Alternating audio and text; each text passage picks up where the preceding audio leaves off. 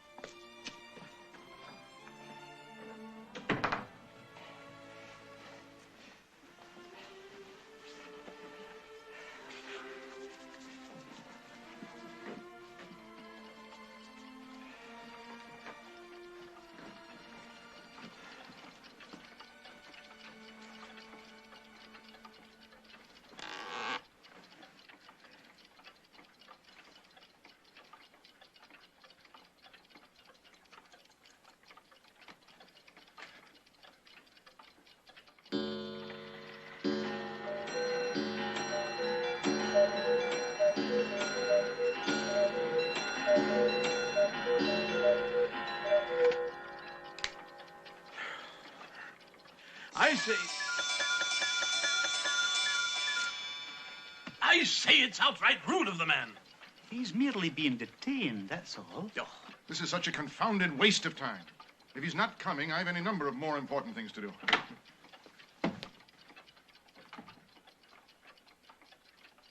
Well, speak up. What is it, woman?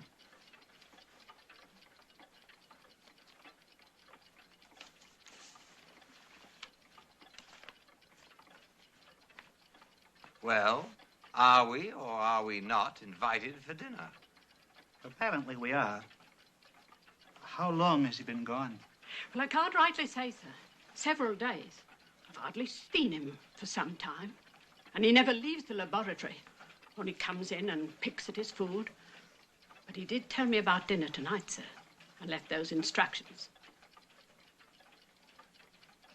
Thank you, Mrs. Watchett. Well, what does it say, Philby? What's wrong? Oh, nothing really.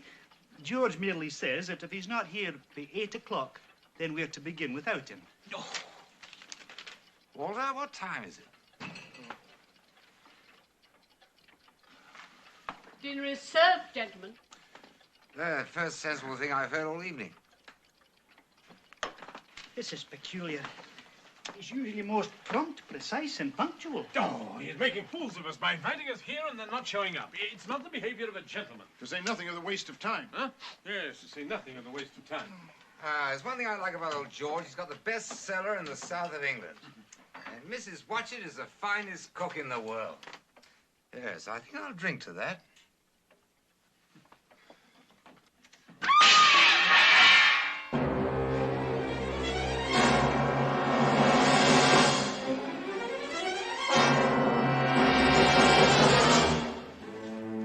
Good Lord, what's happened? Some food. A drink.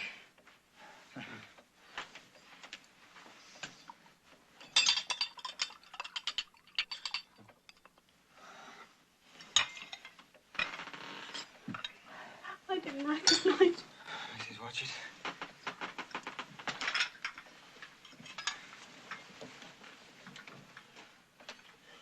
Well, can't you speak, man? What happened to you? Aren't you Leave him going to alone, tell it? can't you? It's all right. I've got to tell it now, David, while I still remember it. Relax. Try to relax. You've all the time in the world. You're right, David. It's exactly what I have. All the time in the world. Ever since we were together 5 days ago. It's the last day of 1899. There, in that box, rests the result of 2 years later. I wanted to finish the job before the new century began. I barely made it. Cheers, gentlemen. Marvelous, old boy. Yes, but what is it? Well, it has to do with time. Oh, I've always maintained what this nation needs is a reliable timepiece. Navy needs one. Army needs one. For the artillery, you know. Well, you couldn't do better, George. So that's why you've been in hiding, eh? That's very clever of you indeed. I don't think George is referring to a new type of timepiece. No, David. When I speak of time, gentlemen, I'm referring to the fourth dimension. Go on, George. Well, the difficulty in explaining the fourth dimension is that it cannot be seen or felt. If you don't mind, George, would you refresh me on the first three dimensions? Oh, really, Philby? Surely they taught you something in school? Suppose you explain it, Doctor. Huh? Oh, certainly. Well, for example, when I move in a straight line, forward or backward, that's one dimension. And when I move to the left or right, two dimensions. And when I move up or down, three dimensions. For instance, that box. Well, that box has three dimensions: length, breadth, and height. Yes, but what is the fourth dimension? Oh, well, that's it. Oh, that's mere theory. No one really knows what the fourth dimension is, or even that it exists. On the contrary, Doctor. The fourth dimension is as real and true a dimension as any of the other three. In fact, they couldn't exist without it. What do you mean? Well, let's take that box. It has the first three dimensions, as you said. Oh, all right, but what's in that box? I'm coming to that. Let's consider this first. Why is it that we usually ignore the fourth dimension? Because we have no freedom of movement within it. You see, we can move in the other three. Up, down, forward, sideways, backward, as the doctor said. But when it comes to time, we are prisoners. Do you follow me, Bridie? No. George, you've given a most lucid explanation and all that, but I'm afraid I don't quite understand. Walter, look, there are many things in this world you don't understand, aren't there? Yes, quite a number. Well, you don't refuse to believe in them because of that, do you? No, not if I can see the proof with my own eyes. Good, Walter. Gentlemen, all I'm asking you to do now is to witness a demonstration of the possibility of movement within the fourth dimension.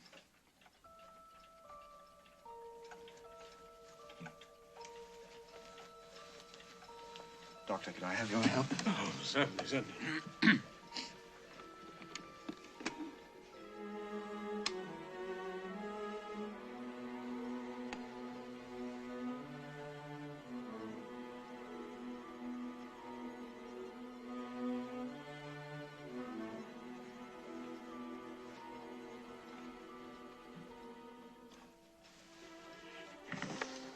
Oh, it's beautiful.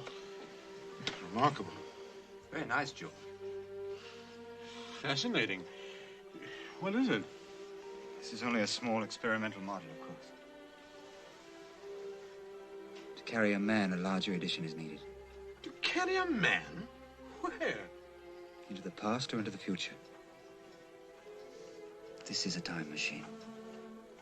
All right, George, now you've had your little joke. Suppose you tell us what this contraption's really for. I've already told you, Doctor.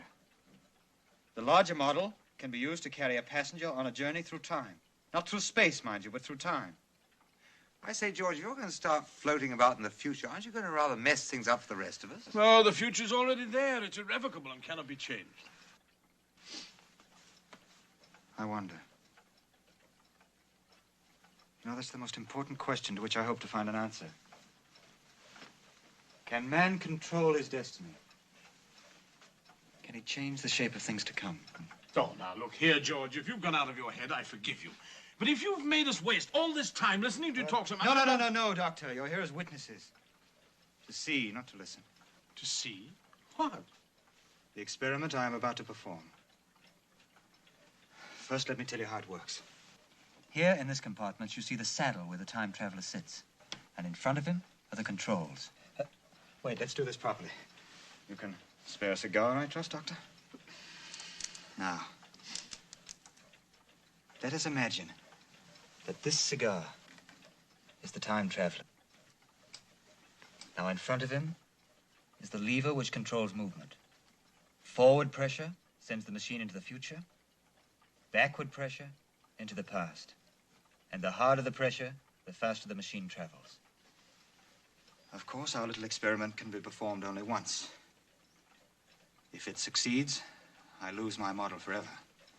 That's why I need witnesses. Go ahead, George. You ready, gentlemen?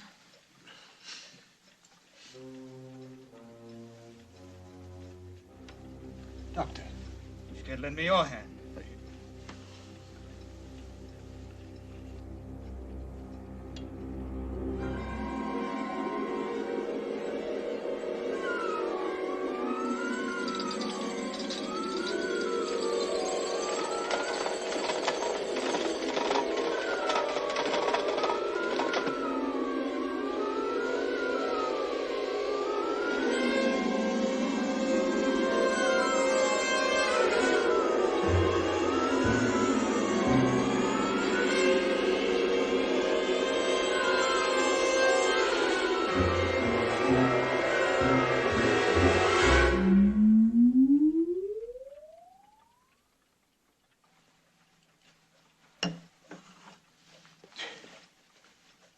Be damned. It worked. But where did it go? Go? Nowhere in the usual sense. It's still here. But it's no longer in the present. Do you realize? It's traveling through time. To the future, to be exact. Do you really expect us to believe such a story? Will you just... Well, certainly. But you yourself just said that it hadn't really moved. That's correct. Well, then why can't we see it? Because we're in this room on the 31st of December, 1899, but the model we just saw is perhaps 100 years away by now. This room, even this whole house, may not be here in 100 years. But the time machine occupies the same space that it did a moment before it went off on its journey. Well, if it's occupying the same space, well, why can't I feel it? You must remember that the space you're putting your hand through is today's space. You can't put your hand into the space of tomorrow. The space is space. It doesn't change. The same space that's here now should be here in 100 or even 1,000 years. No, Philip. Time changes space. Look, this flat ground we're standing on could have been at the bottom of the sea 1,000,000 years ago. And 1,000,000 years from now, it could be the interior of a huge mountain. All right. Suppose what you say is true. What do you expect us to do with such a contraption? Contraption? For my part, I intend taking a journey into the future. Or perhaps the doctor would volunteer to go. But look here, George. Supposing you do go off and get lost in the 50th century or something. How are you going to get back? That's a risk I'm prepared to take. Oh, now, look here, George. I don't know what you take us for, but we're not fools, you know? We're practical men, businessmen. No, George, the question I want to put to you is this. Even if you had invented a time machine or whatever you call it, what of it? What use would it be to anyone? Who would want to buy it? And how much would they be willing to pay for it? Yes, George. Have you thought of the commercial possibilities? No, I really haven't. George, there's a war on, you know, in South Africa. The Boers are putting up a pretty stiff fight. No, George, the country needs inventors like you. Now, I can put you in touch with the War Office if you wish. What do you think, David? Oh, I think Dr. Hilliard has a good point, George. Now we're becoming more sensible. I'll see to it first thing in the new year. Good Lord, it's your time to go, gentlemen. Oh, yes, I'm sure we all have our plans for tonight. Are you all right, George? Yes, I'm all right, Brad. Coming, Bradwell?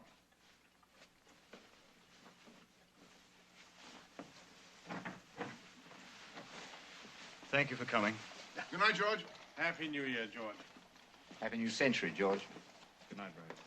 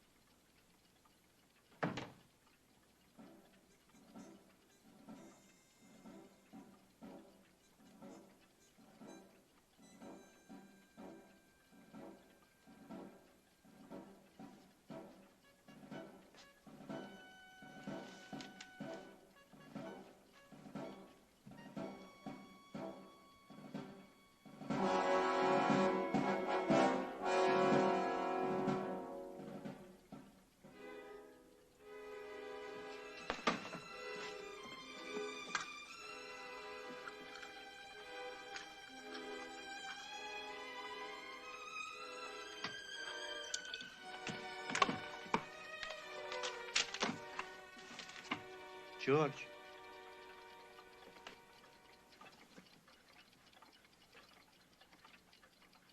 I thought I'd better stay.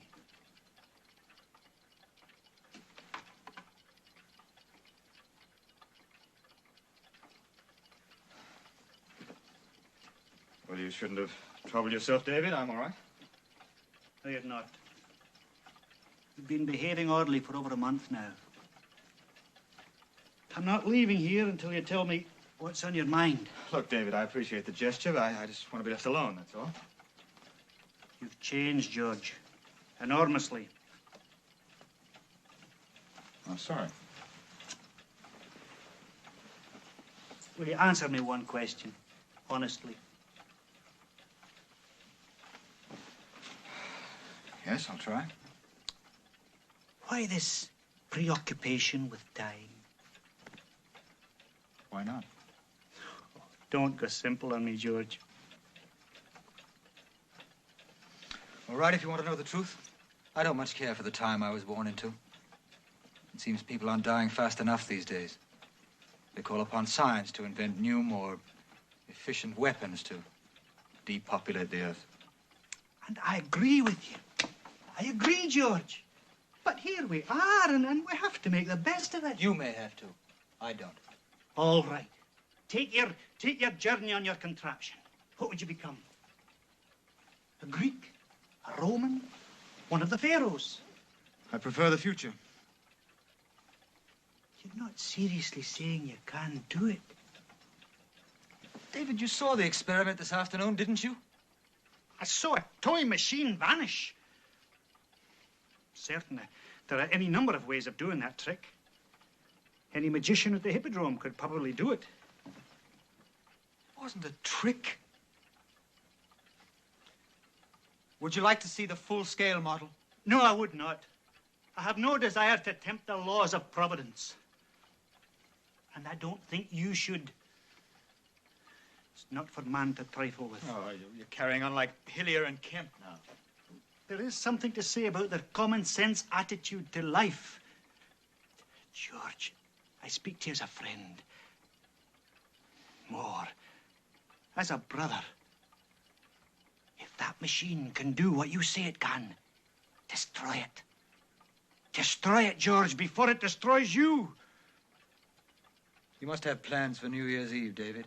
Don't let me keep you. Mary wasn't well. We thought we'd stay home with the baby. Why don't you come home with me? You haven't seen wee Jamie for a long time.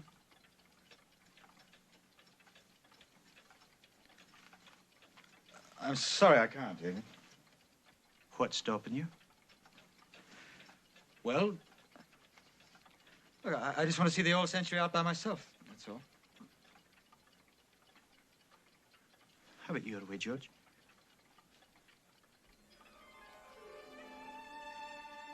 George?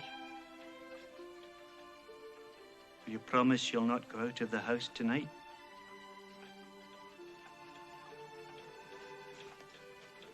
I promise you I won't walk out the door.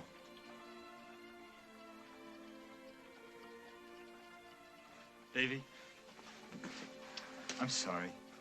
Please don't think me unkind or unfriendly. Look, just come over to dinner next Friday, will you? Very well. Fine. Bring the others with you. As you say, George. Happy New Year. Happy New Year, David.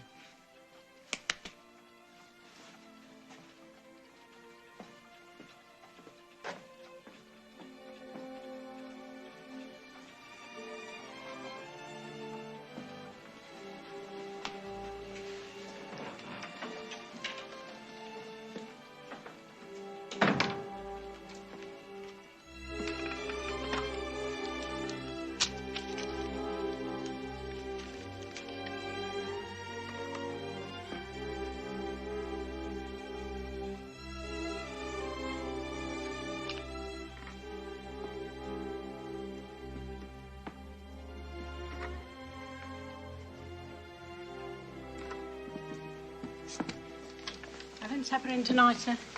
I don't think so, Mrs. Watchett. Why don't you take the evening off and celebrate? Well, thank you, sir, but if you're not needing me, I think I'll turn in early and get some sleep. If I can. Good night, sir. Good night. Oh, Mrs. Watchett, I've invited Mr. Philby and the others to dinner next Friday night. Oh, yes, sir? Happy New Year, Mrs. Watchett. Happy New Year, sir.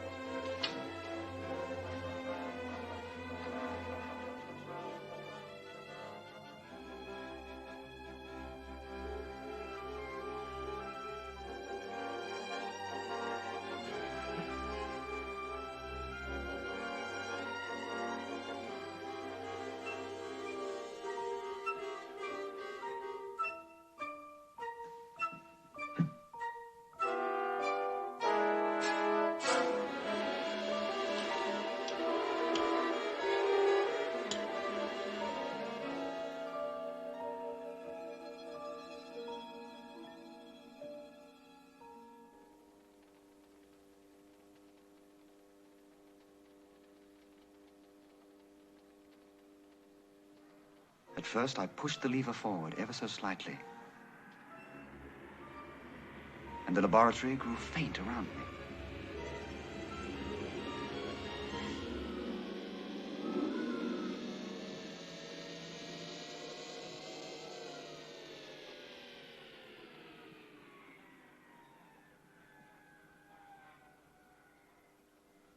I stopped.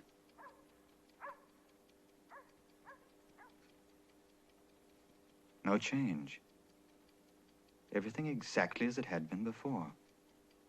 But no, the clock said 6:31 when I started, and now it was 8:09. And the candle, shorter by inches. And yet by my watch, which was in the machine with me, only a few seconds had passed.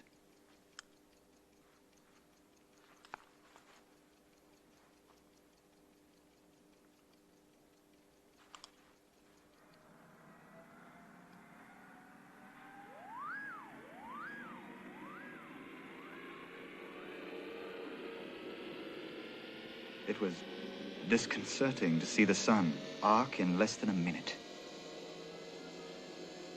To see a snail race by. My flowers flinging wide their petals to embrace the new day. And the hours speeding across the face of my sundial. And the flowers closing their eyes for the night. It was wonderful. Changes that normally took hours occurring in seconds.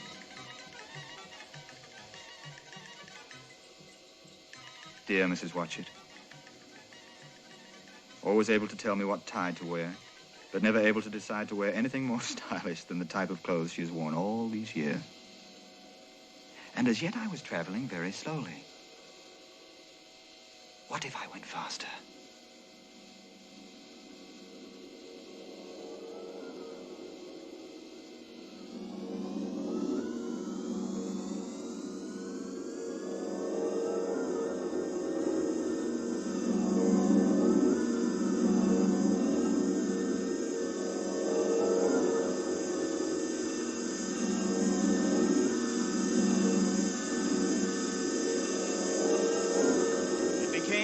intoxicating. So I pushed the lever on toward even greater speed.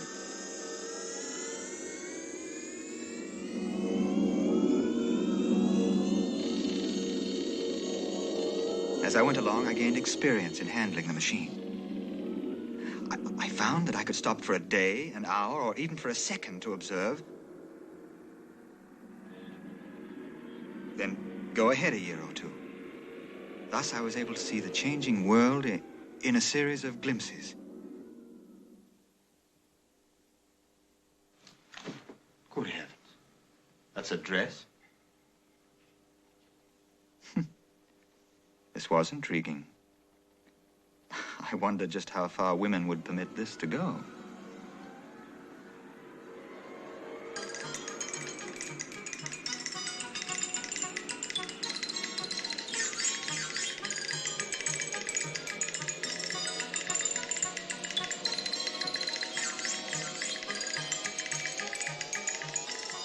I began to grow very fond of that mannequin. Maybe because, like me, she didn't age.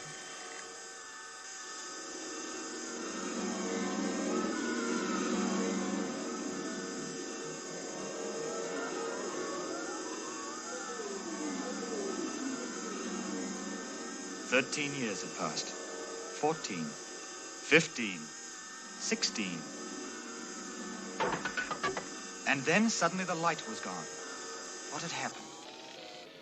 In the year of 1917, I stopped.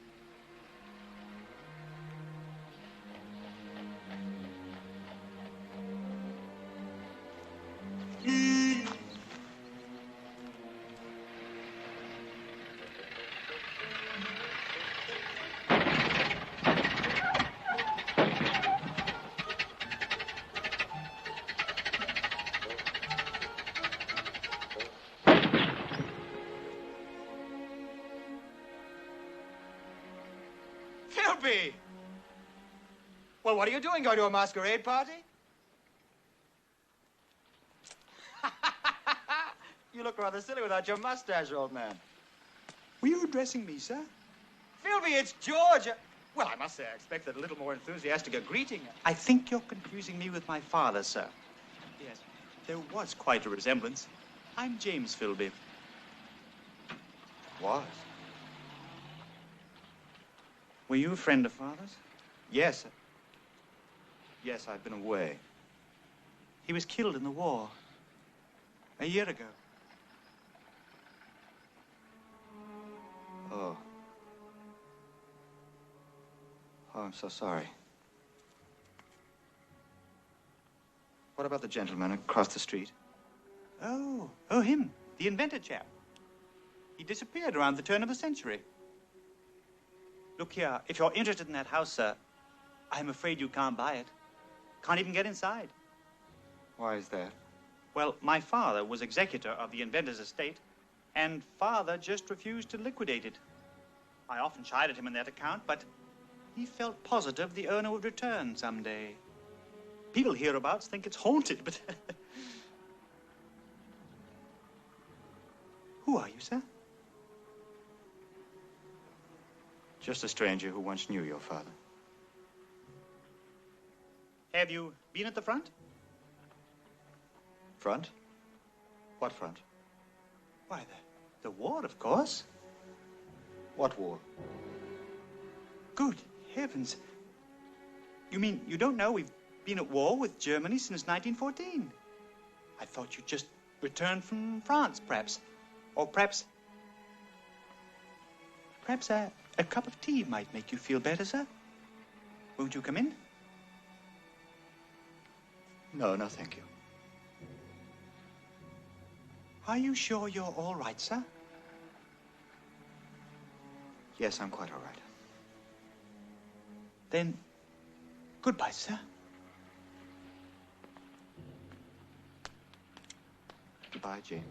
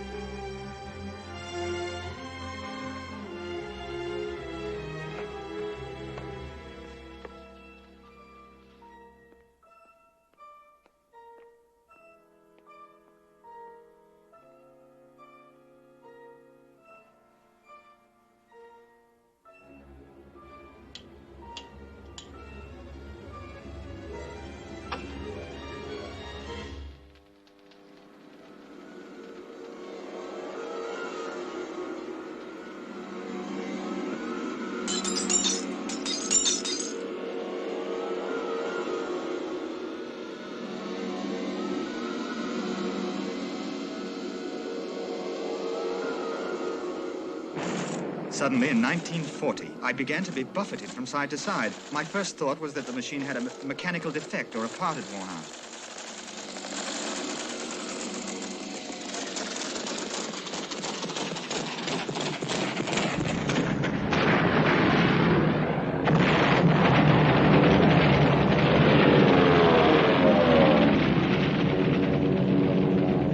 The last time I had stopped was in 1917, 23 years ago.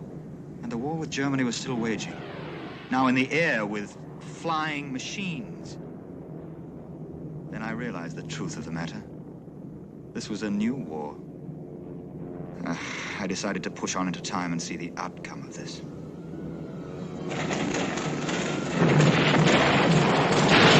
Then my house was hit. The flames shot up into the sky and my home was gone in an instant. And I found myself in the open air.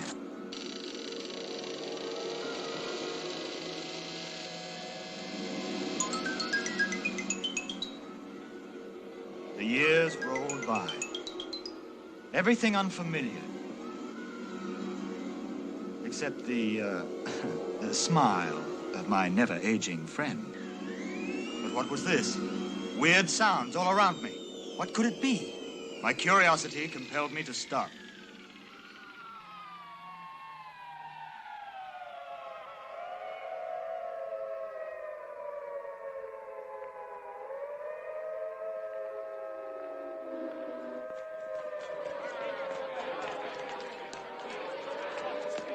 At first, I wondered if my machine and I were the cause of the panic. Well, I was soon to find out that we weren't. Keep it moving here. Shove it on.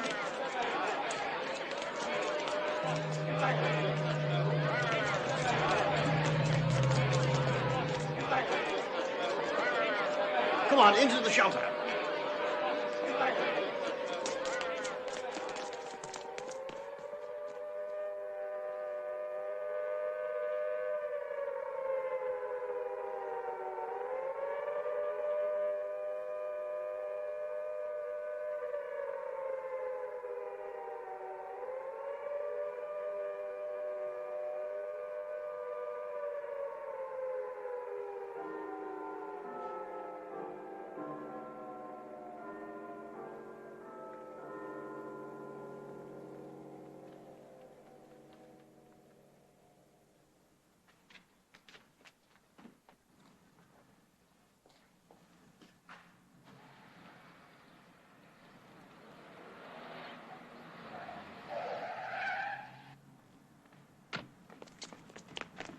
Come on, young man, come on, come on. Philby? The name is Mr. Philby. And didn't you hear the air raid siren? You mean the horrible screeching? It wasn't constructed for its aesthetic value, young man, but to warn silly young fools like you to get into the shelter. Now, come along, come along. But I'm perfectly comfortable here, Mr. Philby. I've got to talk to somebody. This is fantastic. Your store is magnificent. The splendid achievements, the gigantic strides that mankind has Come taken. along, young man, come along, come along. We'd better hurry or the mushrooms will be sprouting. Mushrooms? You look familiar. Haven't we met somewhere before? Indeed we have, Mr. Philby. Right there. Many years ago. I was sure of that, but the exact time escapes me. It was 2 wars ago. 1917. Now I recall the chap who inquired about my father and the house that used to stand across the way. Oh, no, that's impossible. You haven't changed. You're not a day older. And your clothes. Don't worry, Philby. It'll take a little time to explain, but you see... That's the last alert. Hurry, hurry. No, but listen, this is important. Look. Atomic satellite zeroing in. That's important. Come on, come on, come on.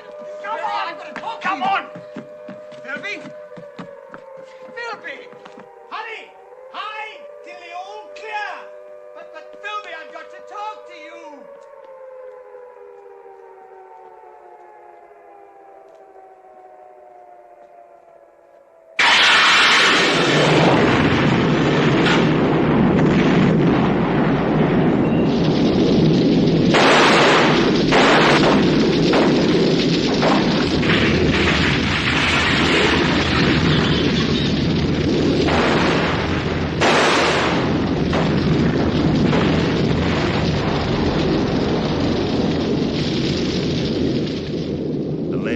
Centuries gone in an instant.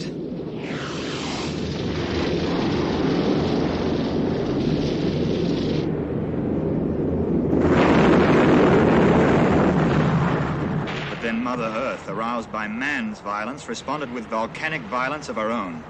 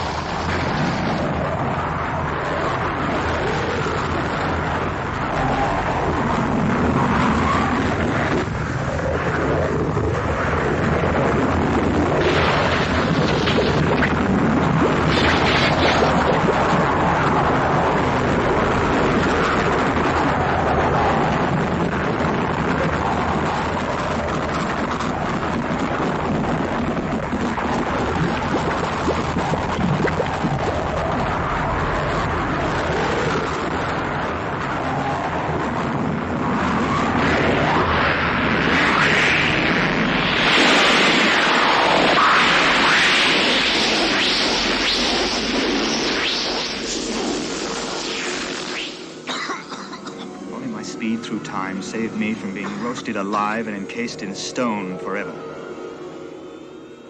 The molten rock cooled.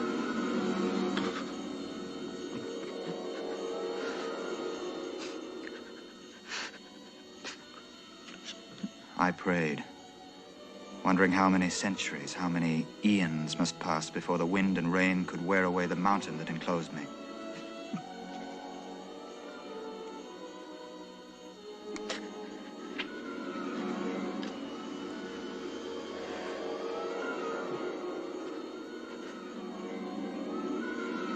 Darkness. Darkness for centuries. I wondered if there was still war being waged on the ground above me. If man would still exist on Earth when I saw the sun again. The centuries rolled by. I put my trust in time and waited for the rock to wear down around me. I was free again.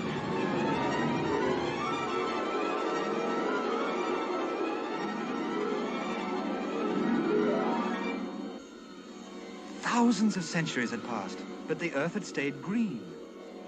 There was no winter, no wars. Had man finally learned to control both the elements and himself? I had to stop and find out.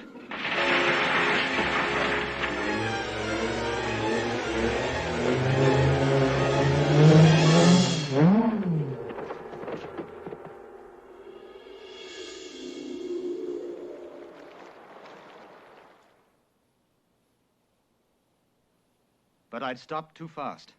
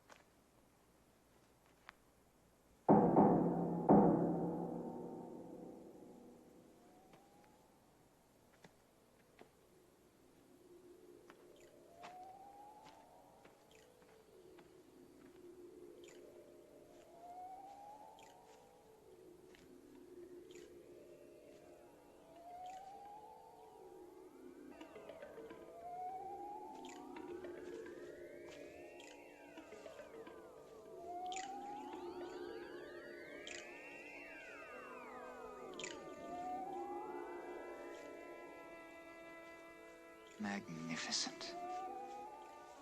Flowers, beautiful flowers everywhere. Natural splendor beyond compare.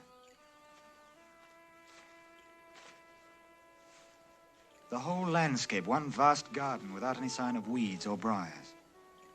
Trees and vines laden with fruit of strange shapes and colors. Nature tamed completely, and more bountiful than ever before. At last I'd found a paradise. But it would be no paradise if it belonged to me alone.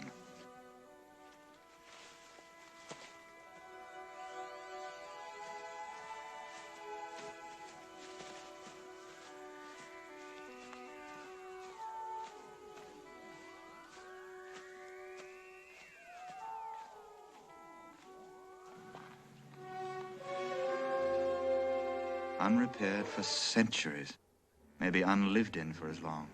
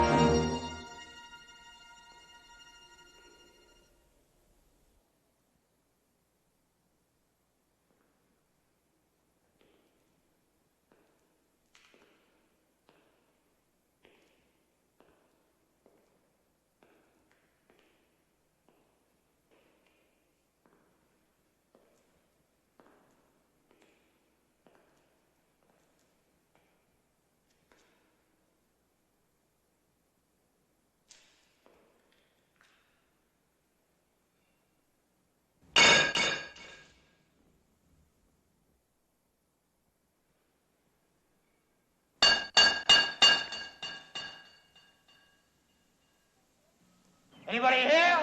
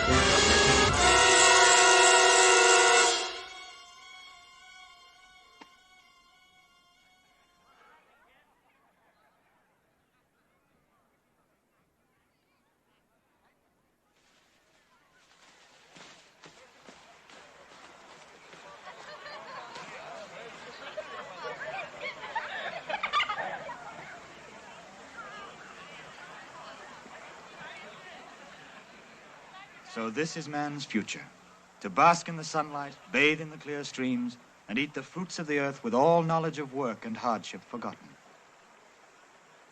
Well, and why not?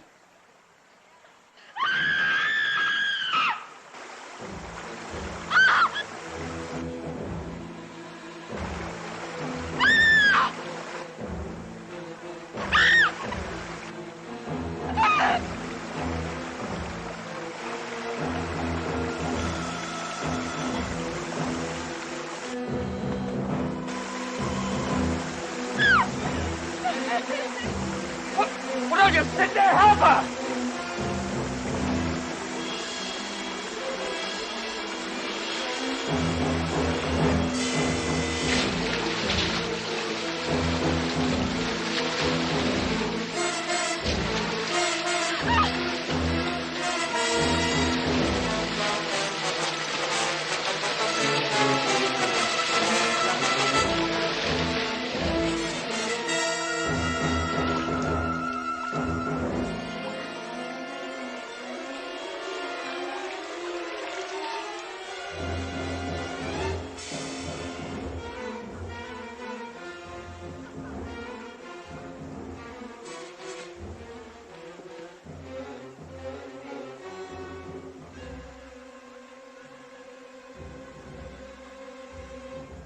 You all right?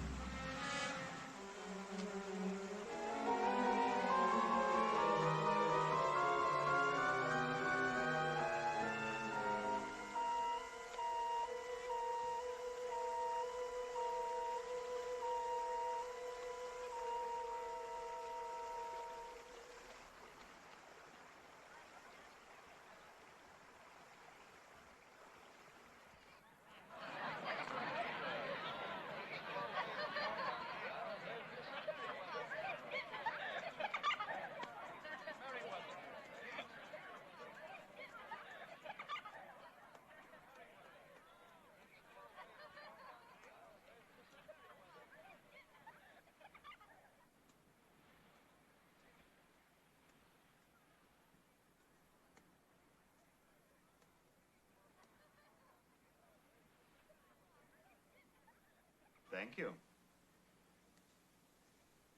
Why did you? Why did I what? come after me? Sit down.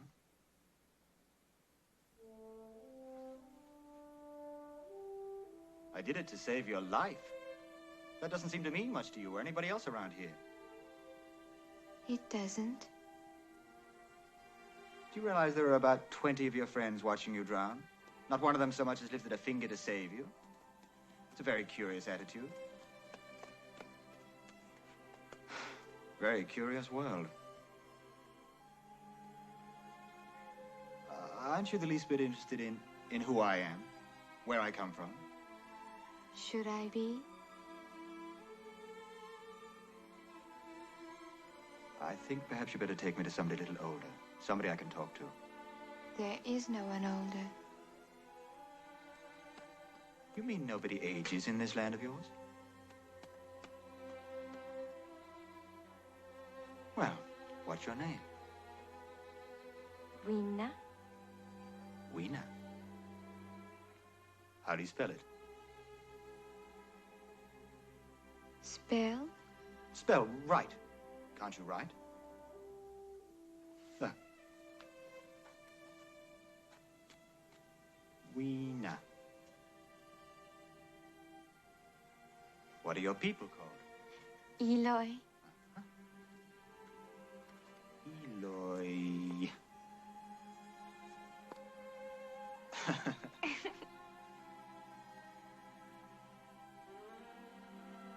Come, we must go now. Oh, why? What's wrong? It's getting dark. What?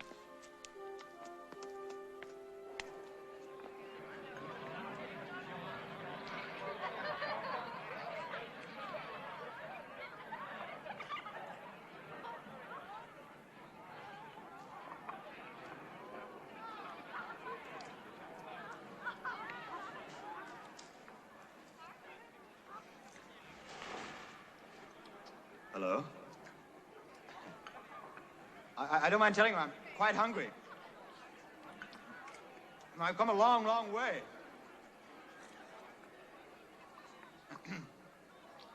You know, in my time, a berry that size would have been big news all over the civilized world.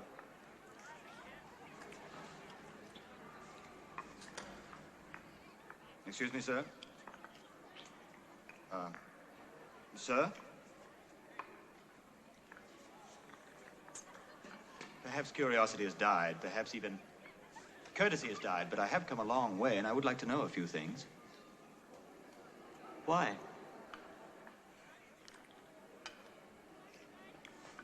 Well, because I shall return to my time, and my people will ask me questions.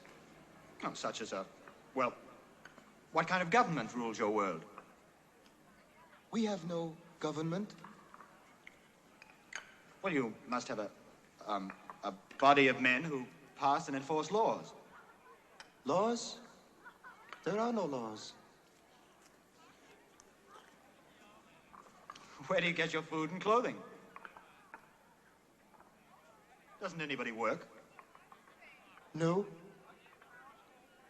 Well, where does all that come from? It grows. It always grows. Yes, I know, but it must be cultivated and planted and nurtured. Well, unless you... Well, you mean you have an economy so well developed that you can spend all your time studying and experimenting, is that right? You ask many questions. Well, that is the only way that man has learned and developed. I wish to learn. I want to learn about you, about your civilization.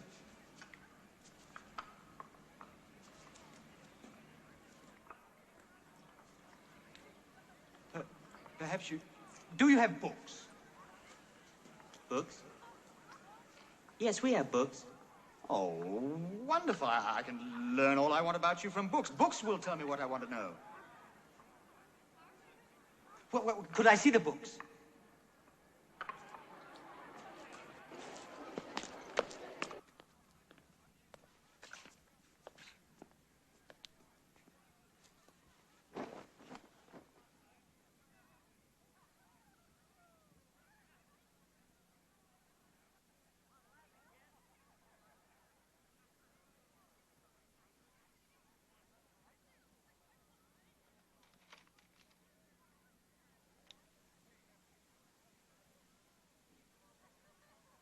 Yes, they do tell me all about you.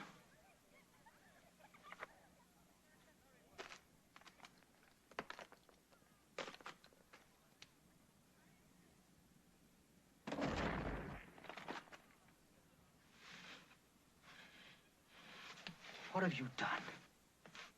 Thousands of years of building and rebuilding, creating and recreating so you can let it crumble to dust. 1,000,000 years. The sensitive men dying for their dreams. For what? So you can swim and dance and play.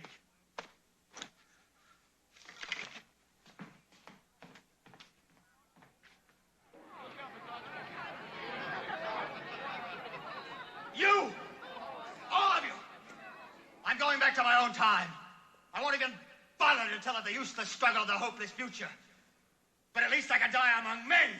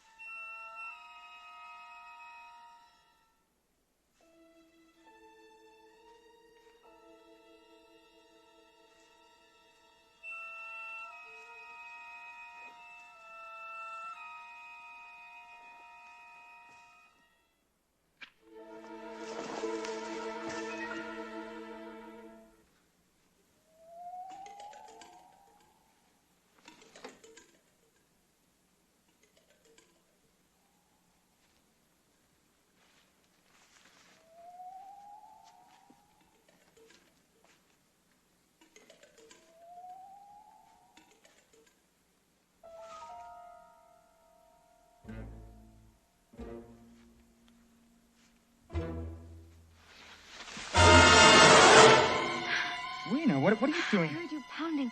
I came to warn you. Wait, now, how do you open that panel? No one opens it. Only the Morlocks. The Morlocks? Well, who are the Morlocks? They give us the food we eat and the clothes we wear. We must obey their command. Why have they taken my machine? Well, you've got to tell me. But it is night. We mustn't be out in the dark. Only little children are frightened by the dark. And you are a little child, aren't you? Well, don't be frightened. I'll light a fire. Please let us go. Weena, I can't. My machine is inside there. I've got to wait here till morning and find some way of getting it out. No, you mustn't. Come on. Help me gather some wood. Come on.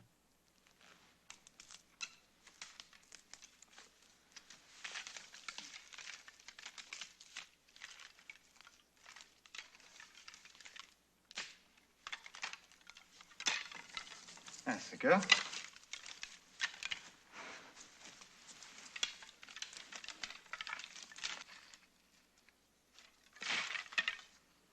Where are you from? Well, as a matter of fact, I'm from right here. That's where my house used to be. Many thousands of years ago. You see there? From there up to those panels was my laboratory. And then beyond the panels was where my garden used to be.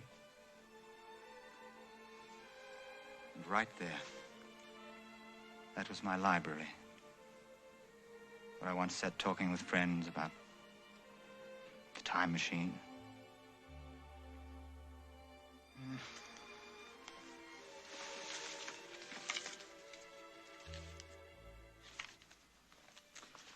You know, Weena, I'd hoped to learn such a great deal. I'd hoped to take back the knowledge and the advancement that mankind had made.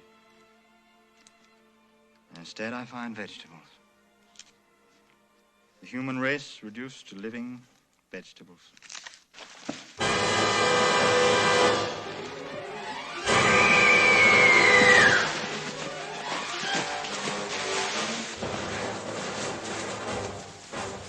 They're gone. Are you all right? That was a Morlock, was it? Yes. Well, don't you worry. The fire seems to keep them away.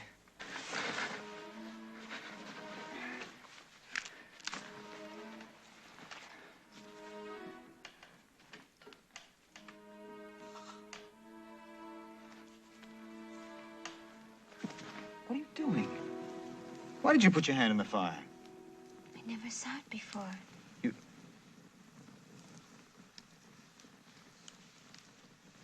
No knowledge of fire?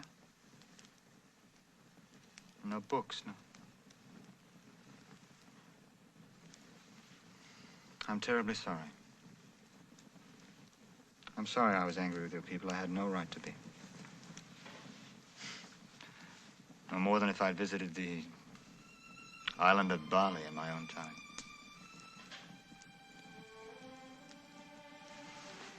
But you know, Weena, you were safe inside your great house, and yet you came out into the night to warn me. The one characteristic which distinguished man from the animal kingdom was the spirit of self-sacrifice. And you have that quality. I think all your people have it, really. It just needs someone to reawaken it. I should like to try, if you let me. Will you? I do not understand you, but I believe you. It's as good a start as any. Now, try to tell me, the Morlocks, who or what are the Morlocks? Are they animals or people? Well, what about yourself? The past. Don't your people ever speak of the past? There's no past. Well, do they ever wonder about the future? There's no future.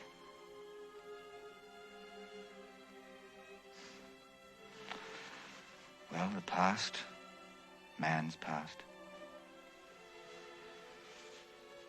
is mainly a grim struggle for survival. But there have been moments when a few voices have spoken up. And these rare moments have made the history of man, man's past, a glorious thing. I refuse to believe it's dead and gone. We've had our dark ages before, and this is just another one of them. All it needs is for someone to show you the way out. I'm only a tinkering mechanic, but I'm sure there must be this hidden spark in one of your people. If only I can kindle that spark, my coming here will have some meaning.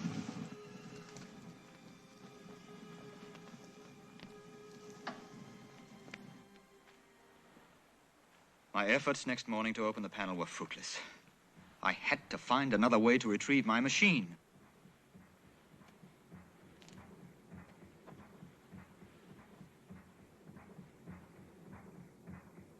Listen. Weena, you hear that? Yes. Machines? No, Morlocks. Wait. You mean those animals run machines? They are Morlocks. But have you ever seen the machines? No, only heard of them. Well, who told you? The rings. What sort of rings? Rings that talk. Could you show me these talking rings?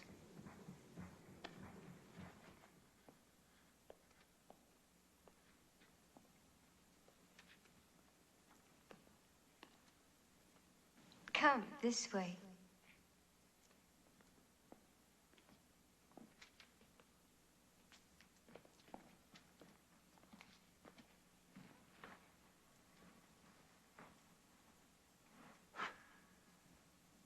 These are the talking rings? Yes. They speak. Of what? Things no one here understands. Make it talk.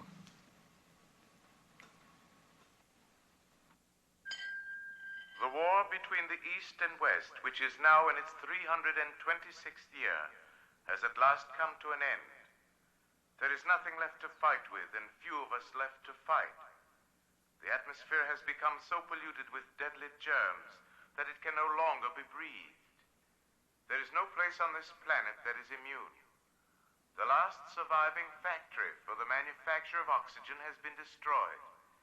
Stockpiles are rapidly diminishing, and when they are gone, we must die.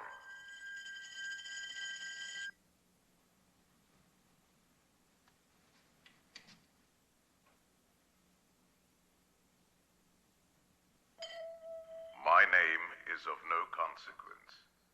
The important thing you should know is that I am the last who remembers how each of us, man and woman, made his own decision. Some chose to take refuge in the great caverns and find a new way of life far below the Earth's surface. The rest of us decided to take our chances in the sunlight, small as those chances might be. From the talking rings, I learned how the human race divided itself and how the world of the Eloi and the Morlocks began. By some awful quirk of fate, the Morlocks had become the masters and the Eloi their servants. The Morlocks maintained them and bred them like cattle, only to take them below when they reached maturity, which explained why there were no older people among them. Now I knew I must go below. It was the only means of finding a way up into the Sphinx to reach my machine and find out what happened to the little people when they did go below. Don't go.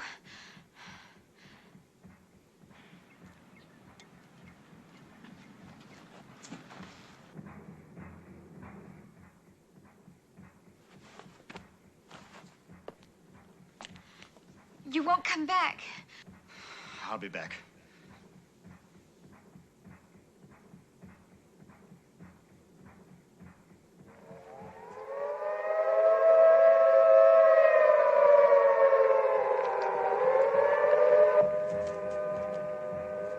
Weena? What? Weena!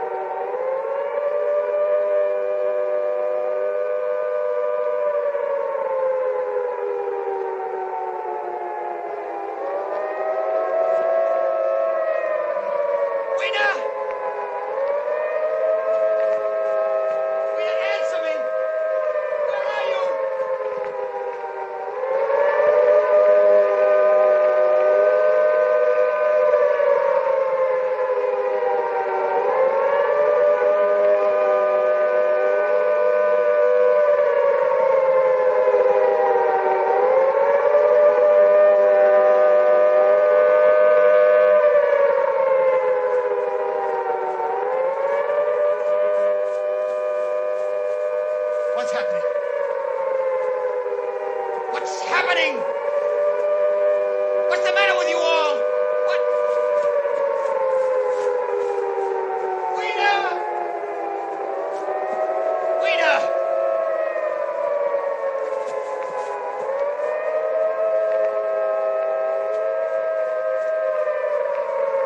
Weena! Weena, stop!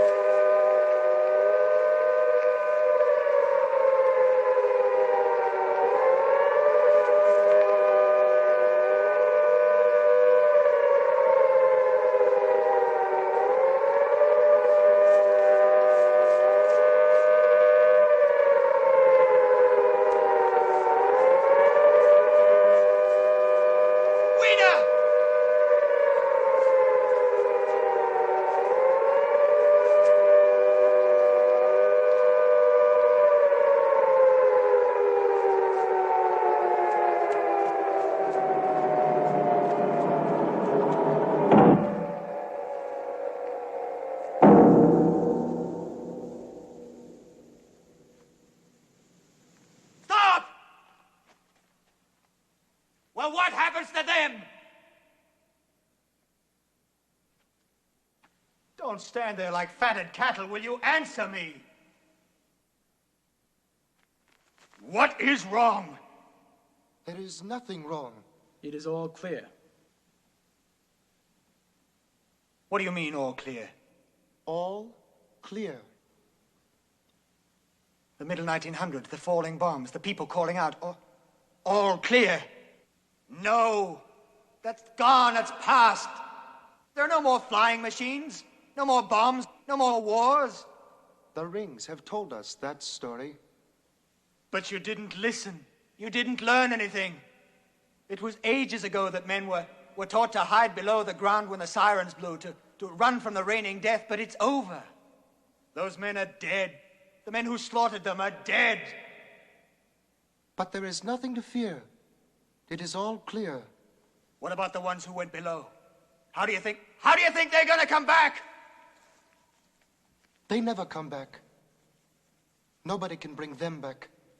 You can try. You can try. Won't even one of you try? Well, I'll try.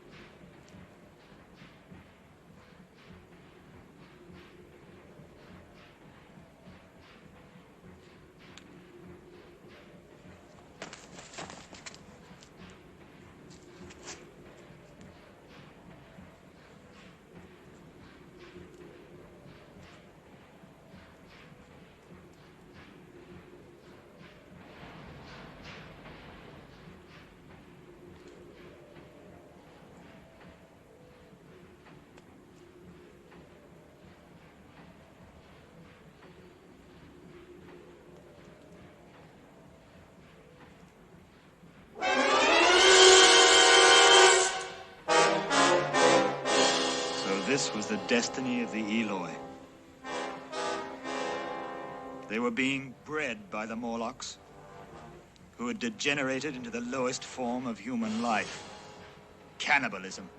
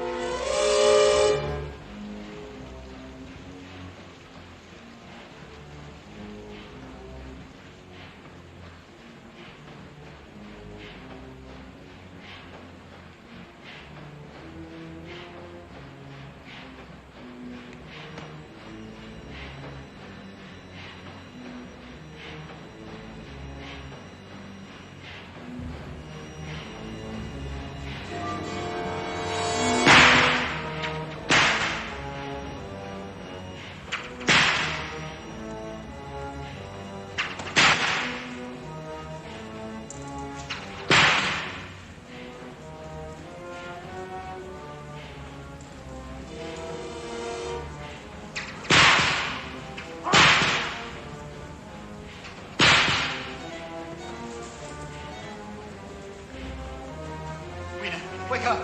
Come to your senses, all of you.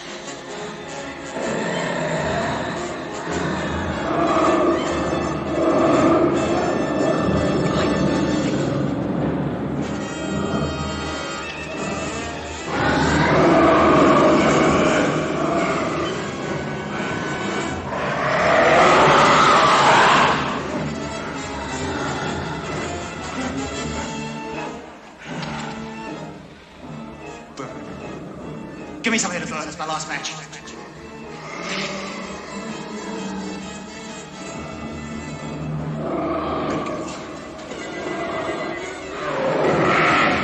Get up the stairs! That's the way out! Quickly!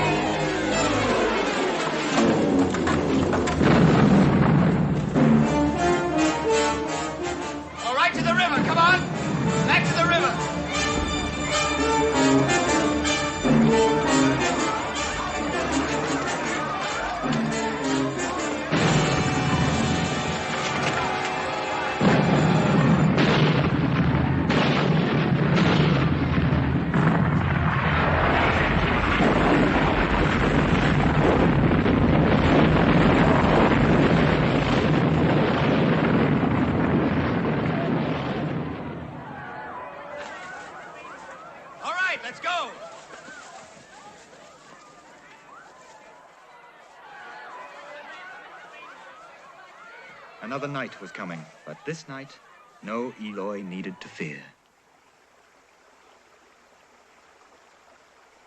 The underworld of the Morlocks was gone, and so was the life of leisure for the Eloy. But then what of me? I was imprisoned in a world in which I just did not belong. Are you sorry? Sorry? Sorry for what? That you have to stay? Yes. I'm sorry because I could tell so much to the people of my time, Weena. I could let them know about the sorrow and the happiness that the future has in store for them. Maybe they could learn from it. Or could they? You don't want to stay, do you? Oh, it isn't that. Just that I don't really fit here, any more than you would in my time.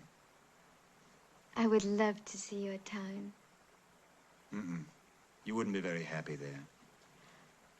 Do you have someone there? Someone like me?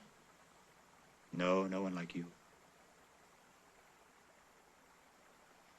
I have friends, of course, friends who'll miss me. As a matter of fact, I'm probably late already. Women? No. As a matter of fact, there is one woman. But she looks after my house for me, and she's 62 years old and all wrinkled and nothing like you.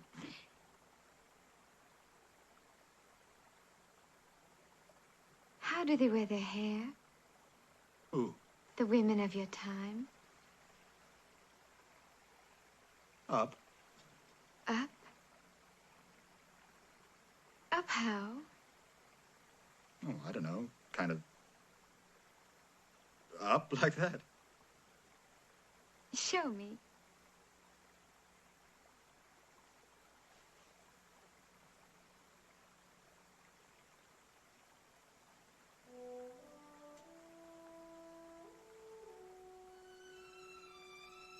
Would I be pretty? Yes, you would. Very pretty. Oh, Weena. I wish we could go back to my time. Or even to the time before that when the world was young. We could be very happy. Look! Look!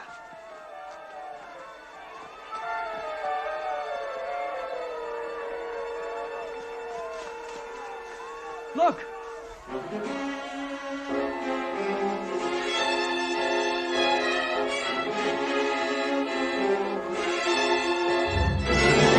The machine. Come on, Weena.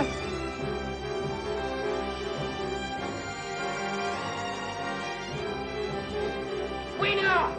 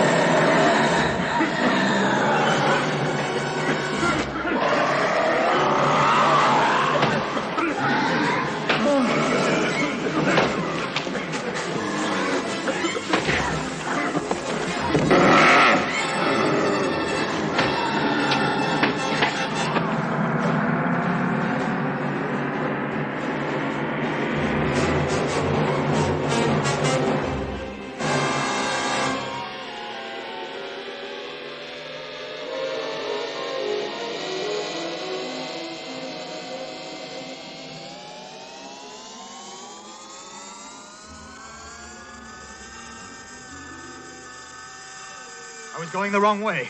Back. Back. I had to go back.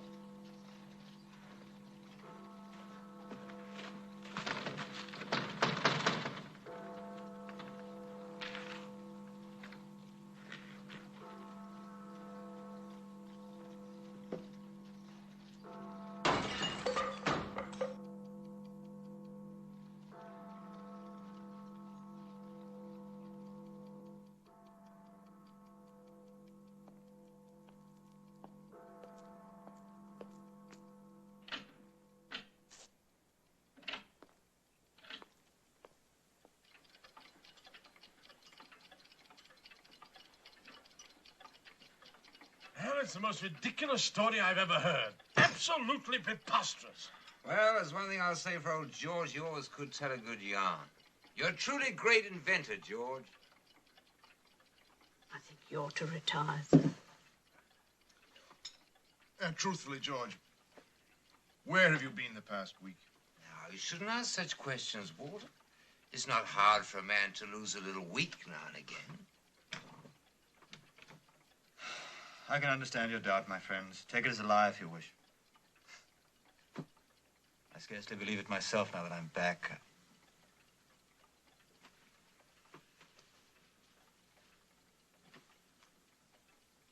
David, there's the flower Weena gave me. David, a present for you. You were always interested in botany. Try and match that with any species known today.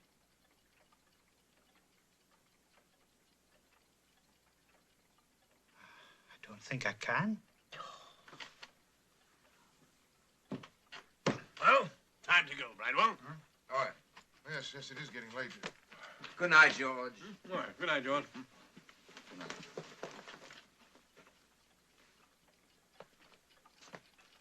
You look exhausted, George. You really should get some rest.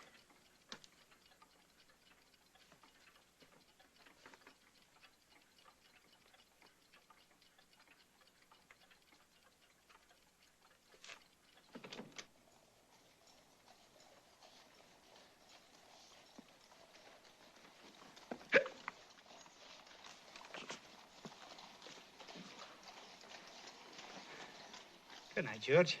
It's grand having you back. Goodbye, David.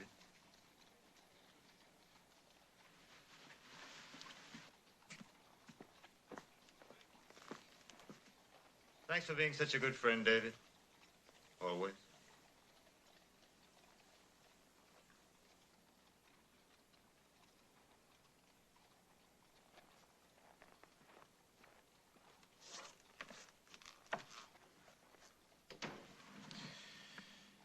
What do you think, Philby?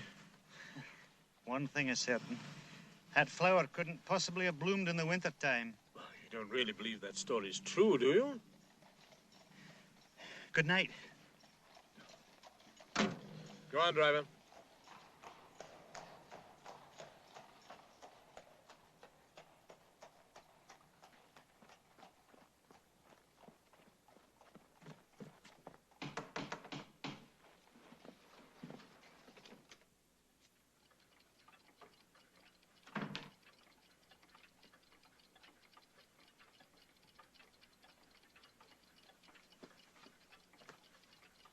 George?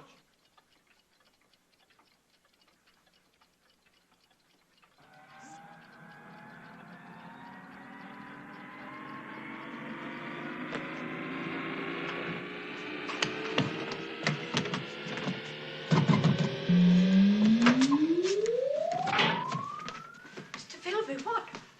He's gone. Why, look.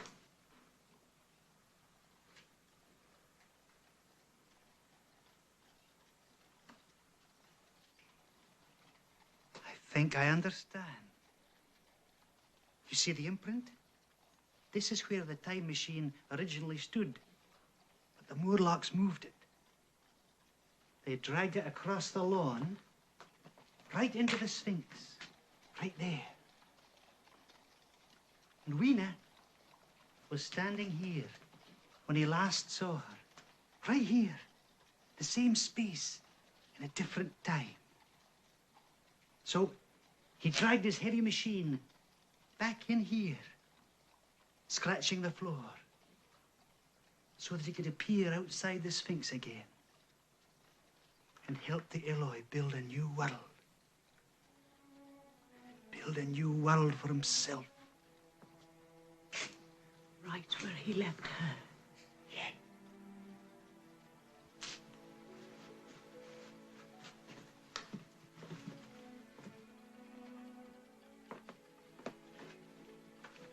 It's not like George to return empty-handed, to try to rebuild a civilization without a plan. He must have taken something with him.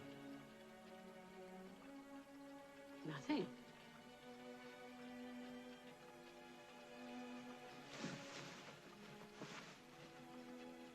Except 3 books. Which 3 books? I don't know. Is it important? Oh, I suppose not. Only, which 3 books would you have taken?